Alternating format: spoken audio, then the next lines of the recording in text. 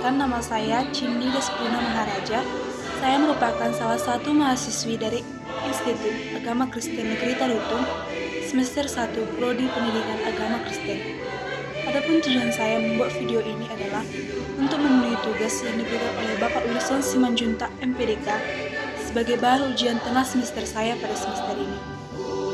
Pada kesempatan ini saya akan membahas tentang bagaimana itu menjadi pemimpin yang berhasil. Nah, sebelumnya saya akan membahas atau menerangkan pengertian pemimpin dan pimpinan. Kita harus bedakan pengertian pemimpin dan pimpinan. Jika pemimpin ialah seorang tokoh yang memimpin sejumlah orang atau sejumlah masyarakat, sedangkan pimpinan terdiri dari beberapa tokoh atau biasanya disebut pengurus untuk memimpin sebuah organisasi. Dengan kata lain, pemimpin ialah seorang tokoh, sedangkan pimpinan terdiri dari beberapa tokoh. Tegasnya, pemimpin bukan hanya memimpin sejumlah masyarakat, tetapi juga dapat memimpin sejumlah tokoh. Sedangkan pimpinan adalah merupakan suatu kesatuan atau kolektif dalam mengurus sebuah organisasi. Besar atau kecilnya peranan yang dilakukan oleh seorang pemimpin banyak ditentukan kepada apa dan siapa ia dan apa yang dipimpinnya, kekuasaan atau otoritas apa yang dimiliki, dan wawasan atau peringkat mana ia berperan sebagai pemimpin. Disinilah selalu terdapat perbedaan di antara para pemimpin. Adapun persamaan pemimpin, baik itu pemimpin formal maupun non-formal, besar maupun kecil, dalam hal peranannya ialah membimbing, menuntun, mendorong, dan memberikan motivasi kepada mereka yang dipimpin untuk mencapai tujuan seperti apa yang dicita-citakan. Di lain pihak, seorang pemimpin adalah merupakan sumber kepercayaan dari masyarakat yang dipimpinnya, dan ia juga merupakan pusat atau titik sentral antara sesama anggota, serta harus pula dapat menyensor atau memfilter setiap hal yang terdapat di dalam organisasi. Berbicara kepemimpinan banyak dijumpai di kehidupan sehari-hari. Pemimpin maupun pimpinan menjangkau banyak kegiatan, dan seorang pemimpin dituntut untuk selalu berupaya menegakkan kaidah dan syariat agamanya untuk diri sendiri, keluarganya, dan lebih lanjut lagi bagi masyarakat lingkungannya. Selain itu, seorang pemimpin harus mampu mempertahankan nilai-nilai agama secara baik dan benar. Fungsi seorang pemimpin beserta teknik memimpin sudah tentu berbeda menurut situasi dan kondisi di mana sang pemimpin melakukan aktivitasnya. Artinya, terdapat perbedaan di berbagai hal. Misalnya beda macam cara pemilihan, fungsi, maksud, dan tujuan, cara memimpin, dan sebagainya. Dalam kepemimpinan, tidak ada asas yang universal. Yang tampak ialah bahwa proses kepemimpinan dan pola hubungan antara pemimpin dan yang dipimpin mempunyai ciri khas dalam setiap kelompoknya. Fungsi utama kepemimpinan terletak dalam jenis khusus dari perwakilan. Seorang pemimpin harus mewakili kelompoknya melalui saluran yang khusus direncanakan dan dibuat oleh kelompoknya sendiri. Mewakili kepentingan kelompoknya mengandung arti bahwa si pemimpin mewakili fungsi administrasi secara eksekutif. Ini meliputi koordinasi dan integrasi berbagai aktivitas, kristalisasi kebijaksanaan kelompok, dan penilaian terhadap macam peristiwa yang baru terjadi dan membawakan fungsi kelompok. Selain itu, seorang pemimpin juga merupakan perantara dari orang dalam kelompoknya dengan di luar kelompoknya. Nah, bagaimana itu menjadi pemimpin yang berhasil? Mari kita bahas secara bersama-sama.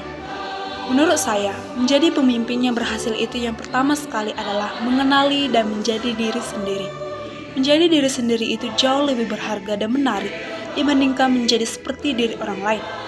Melalui kesadaran kita, bertanya pada diri kita sendiri, siapakah dan apakah saya? Apakah saya layak menjadi seseorang pemimpin? Apakah saya layak mendapatkan apa yang saya cita-citakan? Sanggupkah saya menjalankan segala tugas-tugas saya sebagai pimpinan? Dan banyak pertanyaan yang menyangkut tentang hal tersebut. Yang kedua, bagaimana itu menjadi pemimpin yang berhasil, yaitu ibaratkan supir. Seorang pemimpin tidak selayaknya membuat benih perselisihan sesama kader atau anggota, membiarkan setiap masalah semakin meruncing, dan membiarkan sesama anggota saling tuduh atau curiga dan sejenisnya. jelas akan membuat ketidakpuasan bagi masyarakat yang dipimpinnya. Jadi bukan sembarang orang bisa menyandang sebutan pemimpin. Karena pemimpin juga ibarat supir. Ia harus mampu merawat dan menyetir mobil yang dibawanya ke tujuan yang benar. Jika tidak, maka mobil tersebut bisa rusak, misalnya tubrukan dan sebagainya. Karena itu bukan sembarang orang bisa menjadi supir. Demikian pula jadi pemimpin. Lebih mantap lagi jika seorang pemimpin dapat mengembangkan tradisi nenek moyang kita yang dinamakan Tridharma, yaitu 1. Rumangso melu handarbeni, yang artinya merasa ikut memiliki. Yang kedua, rumangso melu hangru kebi, yang artinya merasa ikut bertanggung jawab terhadap kehidupan organisasi. Dan yang ketiga, mulat sariro hangro sowani, yang artinya bersedia untuk selalu mawas diri demi perbaikan di masa yang akan datang. Pemimpin yang konstruktif akan selalu berusaha memegang janji, tidak munafik, membina harmonisasi, mencegah terjadinya polarisasi, mencegah adanya intrik, isu, dan sejenisnya. Sebaliknya, jika pemimpin yang tidak konstruktif, maka jelas akan selalu melanggar aturan main atau tidak jujur dan tidak adil, serta akan sering membuat benih perselisihan, mau menang sendiri, tidak menghargai karya dan pendapat orang lain, sering melanggar konvensi, konsensus, dan keputusan organisasi. Di sisi lain, seorang pemimpin harus sadar bahwa organisasi mengharapkan dari dirinya sesuatu yang terencana, yaitu dengan membuat sesuatu yang pasti, ditargetkan, dan kemudian dibuat evaluasi. Setelah itu, menyusun suatu pedoman yang lebih baik lagi berdasarkan apa yang sudah direncanakan. Jadi, ada kepastian. Sang pemimpin bertugas jangan selalu menggunakan perasaan, tetapi berdasarkan perhitungan. Tidak kalah pentingnya, sang pemimpin harus menekankan kepada dirinya sendiri bahwa agar organisasi lebih cepat maju sesuai yang dicita-citakan, maka ia dituntut dapat memberikan apa yang dimilikinya untuk organisasi dan jangan mencoba memberikan apa yang tidak dimilikinya. Artinya, sang pemimpin melaksanakan segala sesuatunya berdasarkan kesadaran atau kemauan sendiri, bukan karena paksaan, akan tetapi karena tanggung jawab semata-mata. Karena itu, peranan pemimpin sangat besar dan sangat menentukan untuk maju atau tidaknya sebuah organisasi. Bagaimana menjadi pemimpin yang berhasil selanjutnya, yaitu tidak menyepelekan nilai demokrasi. Demokrasi berasal dari bahasa Yunani kuno, yaitu demos kratos. Demos artinya rakyat, sedangkan kratos artinya pemerintahan. Jadi demokrasi berarti pemerintah rakyat. Dengan kata lain, pemerintahan bersumber dari kedaulatan rakyat, dilakukan secara langsung atau tidak langsung oleh rakyat, dan untuk kepentingan serta kesejahteraan rakyat. Negara kita berbentuk republik. Karena itu setiap pemimpin atau termasuk pejabat berarti diberi kepercayaan oleh rakyat untuk memimpin. Jadi setiap pemimpin dari sekian banyak rakyat yang terdiri dari berbagai latar belakang, seperti ada yang pintar, jujur, bodoh, nakal, dan lain sebagainya. Jadi sang pemimpin harus bijaksana, terutama di dalam memberikan hukuman, harus mendidik dan bukan semena-mena. Dengan kata lain, sang pemimpin harus mendengar, menggali, dan menyalurkan aspirasi rakyat. Kita patut bersyukur bahwa belakangan ini ada sementara pemimpin kita telah mempunyai tekad baru yang memberikan harapan baru, memberikan suatu gairah baru, dan memberikan semangat baru agar pemilihan kepemimpinan di infrastruktur dimulai dari bawah ke atas. Tekad yang baik ini hendaknya dipahami semua pihak, termasuk kalangan generasi muda, bahwa gagasan baru itu mengarahkan perjuangan untuk meningkatkan nilai demokrasi supaya benar-benar murni, menyalurkan aspirasi rakyat, dan sekaligus untuk mencapai cita-cita rakyat. Tentu saja gagasan baru ini didasarkan melihat dan mempelajari kesalahan kita. Hal ini dimaksudkan karena melihat dan mempelajari kesalahan, kealpaan dan kekurangan masa lalu sehingga kita tidak terperosok lagi di masa mendatang, yaitu dengan mempersiapkan diri kita menjadi manusia yang tangguh, berkemauan keras, mempunyai prinsip dan berprestasi.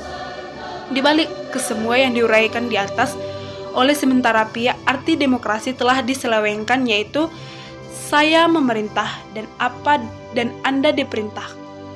Karena itu harus turut saja apa yang saya perintahkan.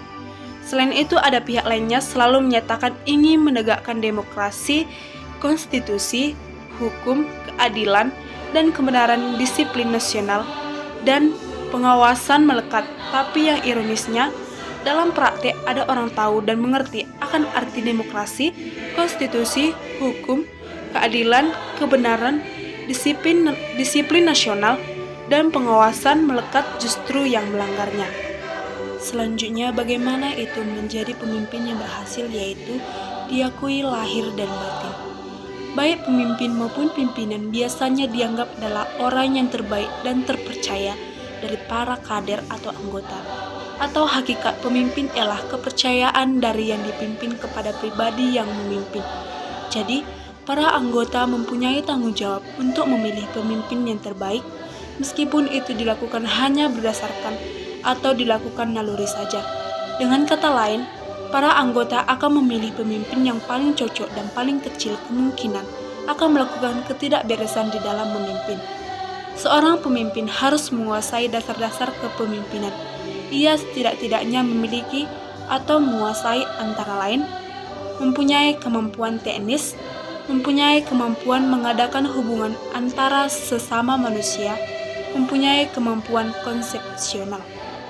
Memimpin berarti meyakinkan, mengarahkan, membimbing atau menuntun, dan menggerakkan sejumlah orang untuk berperan serta melakukan kegiatan secara aktif untuk mencapai tujuan. Karena itu, pemimpin harus mampu membangkitkan rasa hormat, percaya, gairah, dan mendapat perhatian atau pengertian dari masyarakat yang dipimpinnya, sehingga masyarakat yang dipimpinnya benar-benar memperhatikan dan menaati petunjuk atau petuah yang diberikan sang pemimpin. Jadi sang pemimpin harus berwibawa dan berpengaruh. Karena itu tugas pemimpin akan selalu disorot tindak tanduknya. Untuk menjadi pemimpin yang berkualitas, perlu usaha yang tidak ringan, terus-menerus menggembleng diri sehingga dapat mencapai beberapa persyaratan, diantaranya punya wawasan luas, bisa cepat beradaptasi dengan lingkungan dan permasalahan, tidak boleh cepat kaget, terheran-heran atau gugup, mampu memelihara ketenangan dalam mengamati kompleksitas situasi. Selain itu, pemimpin harus mampu menganalisa kecenderungan perkembangan situasi, melihat critical point, mengembangkan berbagai alternatif pemecahan dan memilih satu yang terbaik, serta menjabarkannya dalam tindakan nyata. Selalu akan ada risiko dalam pemilih dan keputusan itu. Tindakan apapun yang diambil, pemimpin pada hakikatnya adalah personifikasi aspirasi dari kepentingan bawahan. Ini berarti, selama pemimpin bisa menjalankan fungsinya tadi, ia akan tetap berperan.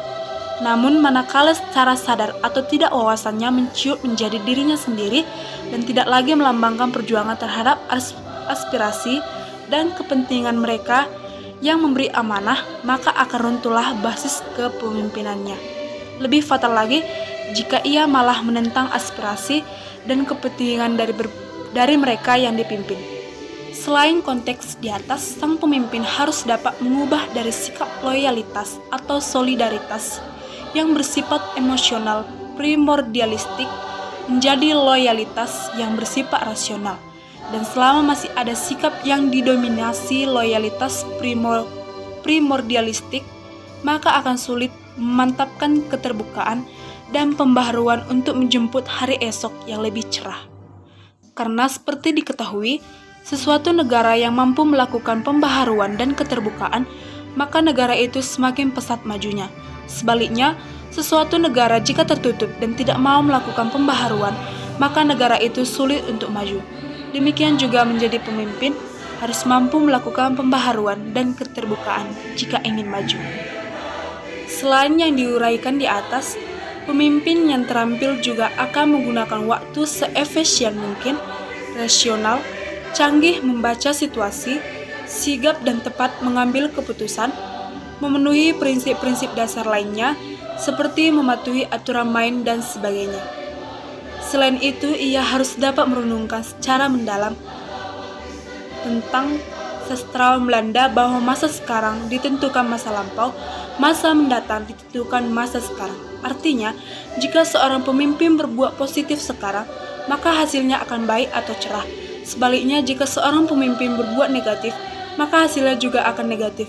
Dengan kata lain, jika konstruksi cara berpikir sang pemimpin sungsang, jelas akan menghasilkan kerugian. Karena itu, peranan pemimpin sangat menentukan hari depan dari masyarakat yang dipimpinnya. Nah, jika seseorang ingin menjadi pemimpin yang berhasil, tentunya harus ada keseimbangan. Yang bersangkutan harus bisa dipimpin dan mampu pula memimpin. Dan selama proses dipimpin maupun ketika memimpin, yang bersangkutan harus dapat melaksanakan tugasnya dengan sebaik mungkin. Jika ini dapat dilakukan, maka yang bersangkutan akan berhasil sebagai pemimpin yang sukses. Nah, menurut saya, menjadi pemimpin yang berhasil itu, yang pertama itu harus rendah hati. Yang kedua, memiliki toleransi tinggi kepada masyarakatnya. Yang ketiga, bertakwa kepada Tuhan Yang Maha Esa. Poin yang ketiga ini adalah poin yang paling penting dalam diri seorang pemimpin. Harus memiliki iman terlebih dahulu dan selalu bertakwa kepada Tuhan Yang Maha Esa, di mana dia hidup. Dia bisa memimpin itu karena kemurahan Tuhan dan kepercayaan Tuhan kepadanya, maka ia diberikan sebuah kepercayaan menjadi seorang pemimpin yang berhasil. Terima kasih. Shalom, horas, horas, horas.